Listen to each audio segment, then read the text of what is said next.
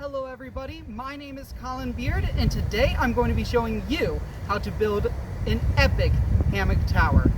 The purpose of this training video is meant for those who have little to no experience with building hammocks and are ready to start literally from the ground up. For this video, you're going to need a few resources. First, you're going to need a few friends. Each friend should have their own hammock, each with a set of 2 straps. By the end of this video, you will know how to find the perfect set of trees, how to build your hammocks, build them on top of each other, how to mount and dismount hammocks, and finally how to tear everything down when you're done. So before we begin the process of actually building the hammock tower, the first thing we need to do is check our equipment. As you can see, what I have here are my hammock and 2 hammock straps. Something else you might notice is that I have hanging out of the hammock bag is one of the carabiners. Usually the hammock will come with the 2 carabiners already tied to the hammock, as you can see here. But I have seen it where they come separate. So if that's the case for you, then you'll need to somehow attach the carabiner to the hammock before we begin. So the first thing you need to keep in mind is the kind of hammock that you're using. You'll need what's called a parachute hammock, or it's also commonly referred to as a camping hammock. There are dozens of different kinds of hammocks, and all of them have their own uses or aesthetics. However, any hammock with some sort of bar across the top is going to be way too heavy or bulky for climbing up a tree.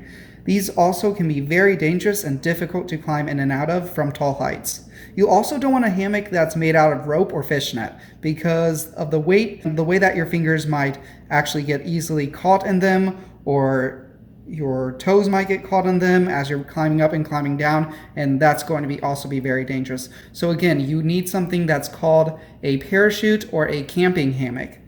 These hammocks are made out of a nylon material, which is an extremely durable, lightweight, and condensable cloth material. In fact, I can fit the entire hammock and both of my hammock straps in this bag, which makes it a lot easier when you're climbing up and down the tree. Now that we know for sure that we have all of the correct equipment, we need to actually check the integrity of the straps and the hammocks. So starting with the straps, you want to take a look at these, make sure that there are no major tears or that it's not fraying too bad.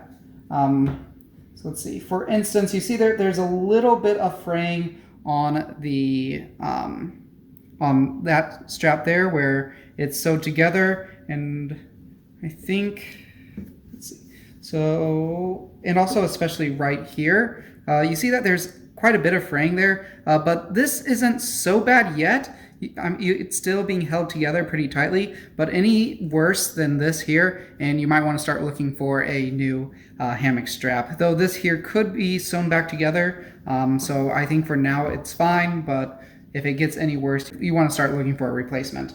Next, you want to also look at the carabiners. These here, you want to check to make sure that the clip here opens and that it closes, and that when it closes, it actually stays closed. Some carabiners will also come with a screw that will allow it to actually seal tightly so that it can't open or close at all. I don't necessarily think that those are 100% necessary unless you just want to feel a little bit extra safety, or unless it doesn't actually close or open on its own. So you just want to make sure it doesn't start flopping around in there. Finally, we want to take a look at the hammock itself. Now you can see on the hammock here, you want to check the seams, make sure there are no major holes that are torn through the seam. You also want to look at the hammock bed. As you go through, you want to check to make sure that there are no holes that are going to be in the hammock bed. Over time, your hammock is going to wear and tear a little bit, so it's okay if there's a tiny little tear in there, but anything larger than your finger size, or anything that you can put your finger through, is going to be dangerous, because you might get your finger or your toe caught while you're climbing up and down the hammock.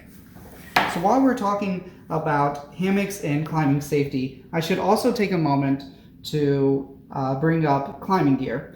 So the farther you climb up a tree, the more you'll possibly hurt yourself if you fall. Therefore, if you're planning on climbing higher than 4 or 5 hammocks, then I would recommend you look into getting some climbing gear such as a climbing harness and especially a helmet. which both bring their own layers of equipment checks. However, as I mentioned in the intro, this training video is intended for novice hammockers and novice climbers, so I won't be diving too far into that today. So the very first step in building your hammock tower is to locate the perfect set of trees. Now this step might seem simple, but it's often overlooked and is honestly one of the most important steps. The average length of a double-nested camping hammock is about 284 centimeters, or 9 feet and 4 inches. So you want to find two trees that are about 3 to 3.5 meters, or 10 to 12 feet apart. After you find the perfect set of trees, you're going to need to pull out your hammock straps. Each strap typically has a smooth end with a single loop through it and a end that has several loops in it. What you're going to do, you're going to wrap the strap around the tree like this. Then you're going to take the end that has several loops in it and you're going to feed it through the smooth end that only has a single loop. Pull it tight and then adjust it so that it's about chest height, like this. And then make sure that the end of the strap is pointed towards the other end of the tree. Then you're going to do the exact same thing, just a few feet above your hammock. About 3 feet is a good distance above.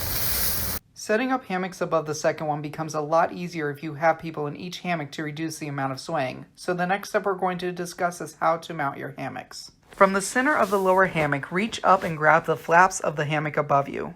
Raising yourself to your knees, wrap your upper body completely in the hammock above, followed by your legs. Once your body is completely encased within the hammock, simply flip yourself over so that you are now laying perfectly within the hammock. Once you get to your third hammock, the process to wrap them around actually changes a little bit. You can start to use the straps as a bit of a ladder mechanism as you're climbing up the tree. So that all you have to do from here, again, using the ladder and using the tree as support, move it through again. I have a bit of a branch here.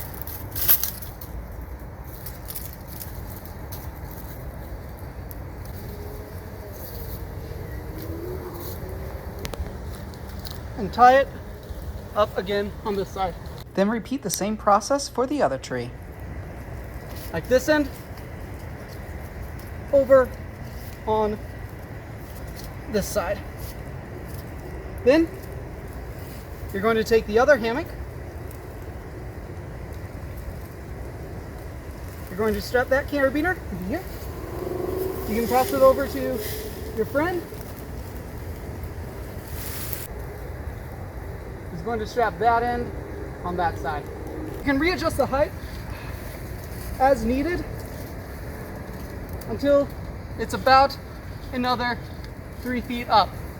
Now that you've come this far, there's no telling how much farther you can go. After you climb up from the sides using the hammock straps as a ladder, repeat the previous steps to build the hammock tower higher and higher with every hammock added.